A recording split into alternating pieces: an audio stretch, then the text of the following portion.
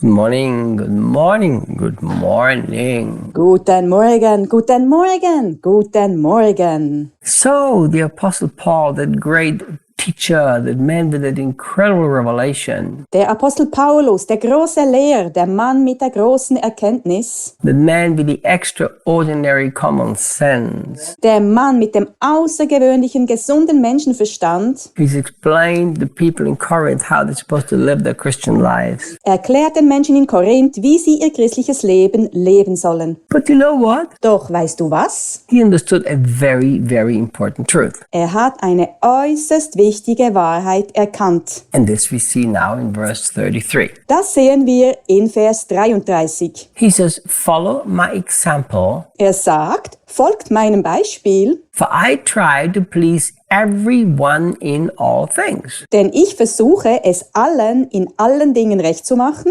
rather than putting my liberty first. anstatt meine Freiheit an die erste Stelle zu setzen. Wow, how many Christians can say, follow my example? Wow, wie viele Christen können sagen, folgt meinem Beispiel? You know, the first part, follow my example, already not so many can say. Schon den ersten Teil, folgt meinem Beispiel, können nicht allzu viele sagen. You know, the truth is every one of us should live a life that we should be able to say to everybody, hey, follow my example. Die Wahrheit ist, dass jeder von uns so leben sollte, dass wir zu jedem sagen könnten, folge meinem Beispiel. I mean, if we are true disciples of Jesus Christ, we should be able to tell people, just follow my example. Wenn wir wahre Jünger von Jesus Christus sind, sollten wir in der Lage sein, den Leuten zu sagen, folgt einfach meinem Beispiel. But look, Paul is not saying follow my example and then he makes a period here. Doch schau, Paulus sagt nicht, folgt meinem Beispiel und macht dann einen Punkt. And that's where he stops. Und stoppt an dieser Stelle. Look what he says. Schau, was er sagt. He says, for I try to please everyone in all things rather than putting my liberty first. Er sagt, denn ich versuche es allen in allen Dingen recht zu machen, anstatt meine Freiheit an die erste Stelle zu setzen. You know, I'm really thankful Ich bin wirklich sehr, sehr dankbar,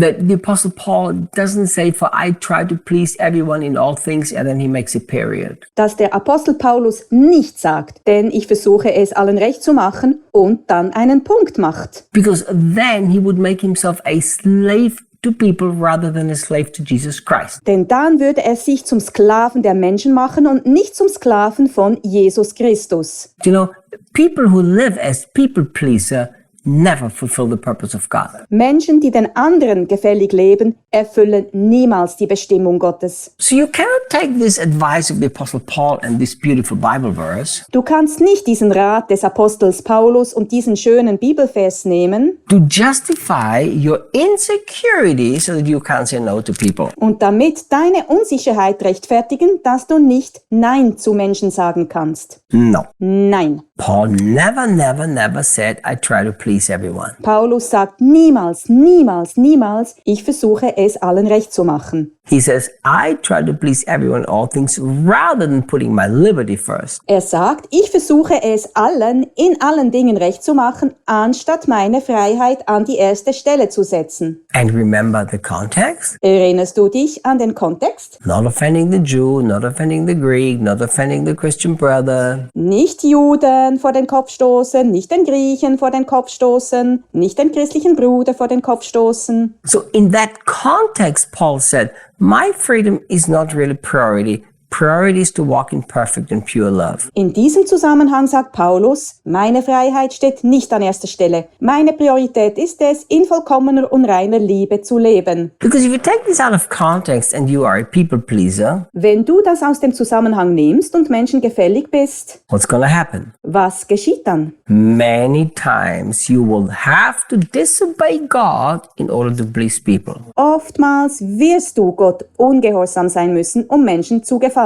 And that's a very dangerous thing to do, and I'll tell you why. Das zu tun ist sehr gefährlich. Ich sage dir warum. Because first of all, at the end of your life, you're going to give accountability to Jesus and not to men. Denn erstens wirst du am Ende deines Lebens Jesus Rechenschaft ablegen und nicht den Menschen. He gave you your life and you're a steward, not an owner. Er hat dir dein Leben gegeben und du bist ein Verwalter, kein Besitzer. So now always remember, he is priority, pleasing him is first. Denke also immer daran, dass er deine Priorität ist und es an erster Stelle steht, ihm zu gefallen. Secondly, you will be a totally divided person. Zweitens, du wirst ein völlig geteilter Mensch sein. You know why? Weißt du warum? Because if you do something to please one person, that very thing will displease another person. Wenn du etwas tust, um einer Person zu gefallen, wird genau diese Sache einer anderen Person missfallen. And what displeases the other person is now going to please a third person. Und was der anderen Person missfällt, wird einer dritten Person gefallen. So then who are you going to please? Wem wirst du gefallen? In the end, you don't have a great life and you haven't pleased anybody. You've always offended people. Im Endeffekt hast du kein tolles Leben. Du machst es niemandem recht und verärgerst immer Leute. Now, you can't take this statement without taking the finishing statement of the Apostle Paul. Du kannst diese Aussage nicht ohne die abschließende Aussage des Apostels Paulus betrachten. I sincerely attempt to do anything I can so that others may be saved. Ich bemühe mich aufrichtig, alles zu tun, was ich kann, damit andere gerettet werden können. So remember, Denk daran. Paul says when it comes to the point of reaching people for Jesus Christ, Paulus sagt, wenn es darum geht, Menschen für Jesus Christus zu gewinnen, my liberty is way less important than winning people for Christ. ist meine Freiheit bei weitem nicht so wichtig wie die Gewinnung von Menschen für Christus. So here's my question. Nun meine Frage. When it comes to preaching the gospel, what's more important, your liberty or reaching people for Jesus? Wenn es um die Verkündigung des Evangeliums geht, was ist wichtiger, deine Freiheit oder Menschen für Jesus zu gewinnen? See, many times you have to sacrifice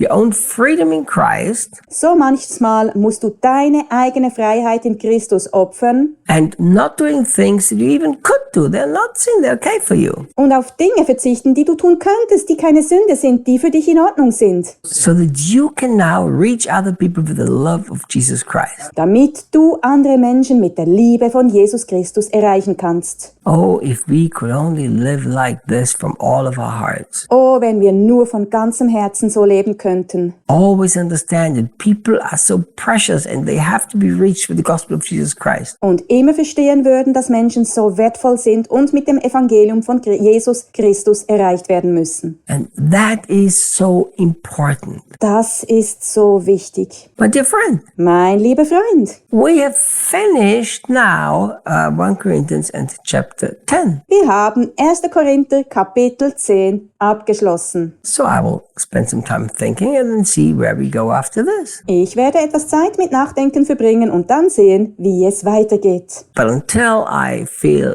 I should do a different thing, I'm going to keep going verse by verse through the Bible. Doch solange ich nicht fühle, dass ich etwas anderes machen sollte, werde ich weiter Vers für Vers durch die Bibel gehen. In devotionals we do this, and on YouTube we do themes. Bei Andachten machen wir das so und auf YouTube behandeln wir Themen. See you guys tomorrow. Bis morgen, Leute.